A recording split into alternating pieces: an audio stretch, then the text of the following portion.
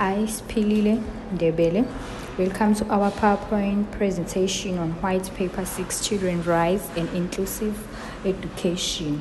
And I'll be discussing the guiding principles for education alongside with my group members, which are Kananelo, Tandega, Amahle, and Stabile.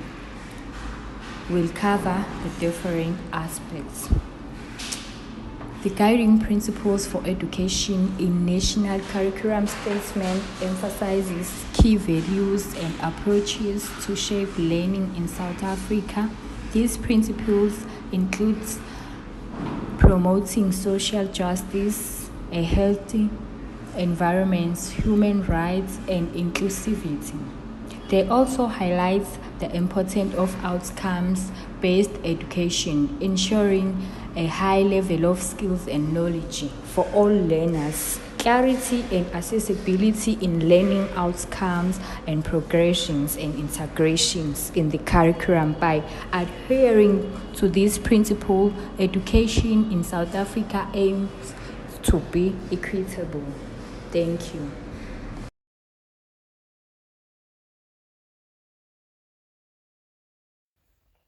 Greetings to everyone. I am Kanalelo Mushakwane, here to present about how the curriculum promotes justice and right. We often think of a curriculum as just a list of topics to teach, but it's much more than that. It's actually a powerful tool for social change. It helps learners understand the vital connection between our human rights, the health of our environment, and the need for social justice and inclusivity.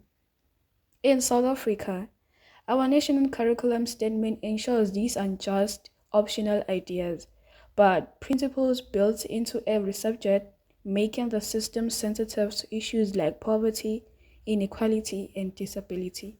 Thank you for the opportunity.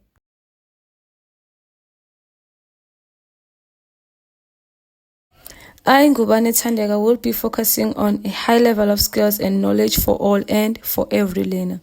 It aims to ensure that all students, regardless of their background, achieve strong educational outcomes. The policy sets high but achievable standards, especially designed to empower those learners who were previously disadvantaged, helping to close gaps in education. A key part of White Paper is specifying minimum knowledge and skills that learners must attain in each grade. This ensures clear expectations and consistent learning goals across schools. By outlining these standards, it guides educators in delivering quality education that builds learners' capabilities by step by step.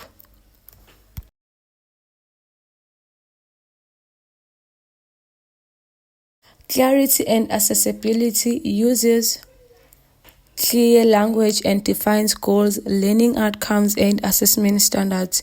Accessibility available in all official languages and Braille. Progression and integration concepts became more complex from grade to grade, and subjects are taught as linked and related.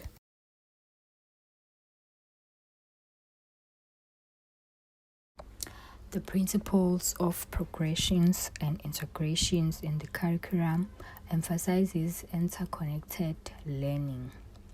Integration is key to outcome-based education, linking subjects for holistic skill development. The curriculum progresses in complexity from grade to grade, guided by assessment standards. Connections within and across subjects are crucial, and ongoing teacher development is essential for successful implementation. This approach helps learners gain skills, knowledge, and values across the entire curriculum.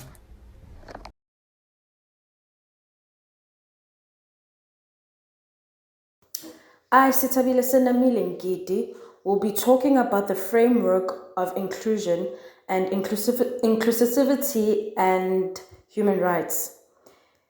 The key policy of inclusive education in South Africa is Education White Paper 6.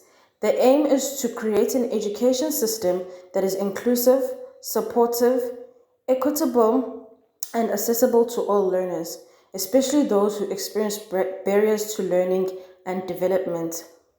The key principles of the policy, number one, is access and equity. Every learner has the right to education without discrimination. Number two, acknowledgement of diversity, recognizing and valuing differences in ability, language, culture, gender, and background. And number three, support and flexibility, providing different levels of support based on the learner's individual needs. Number four, participation, encouraging learners to participate fully in school life. And number five is collaboration, during partnerships amongst teachers, parents, communities, and support services. And lastly, number six is lifetime learning, creating opportunities for learning throughout a person's life. And the core areas are removing barriers to learning and participation, promoting early identification and intervention, ensuring physical accessibility, providing excessive devices and specialized support, and transforming attitudes towards disability and diversity.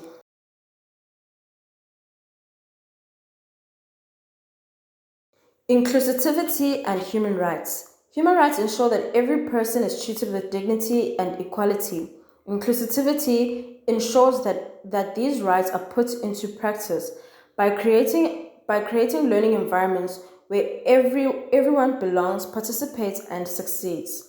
Human rights are basic rights and freedoms that belong to every person simply because they are human. These rights include equality and dignity, education, freedom from discrimination, and participation in society. In education, human rights mean that every learner, regardless of ability, gender, race, language, or background, has the right to equal or quality education in an environment that respects their dignity and supports their learning.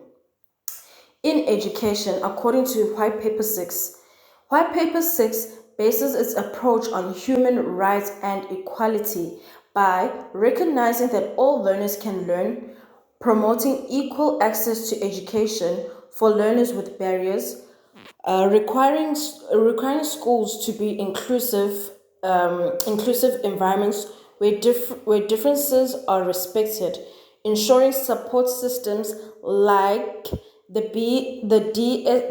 DBSTs and the SBSTs in place are put to hold to every learner's rights.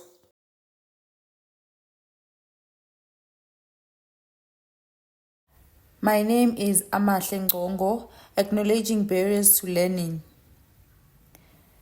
Learners face both intrinsic barriers like disabilities or learning difficulties and intrinsic ones such as poverty, language challenges. Schools have a key responsibility to recognize and eliminate these obstacles to ensure equitable learning opportunities.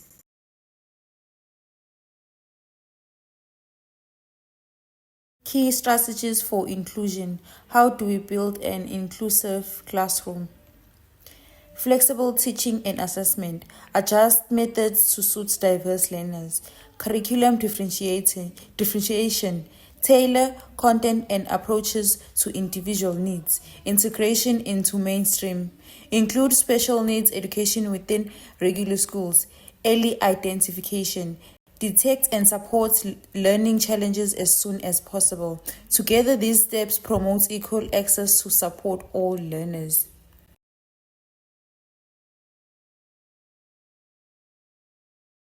It's Kananelo Mushakwani again, but this time came to focus on support systems and collaboration. However, teachers cannot and should not do this work alone. Building an inclusive environment is a team effort. Schools need to collaborate with the district-based support teams, which include professionals like therapists, psychologists, and social workers. Involving parents and the community is also essential. And a key part of this is the ongoing professional development of educators themselves, ensuring they get the continuous training and support needed to manage diverse classrooms effectively.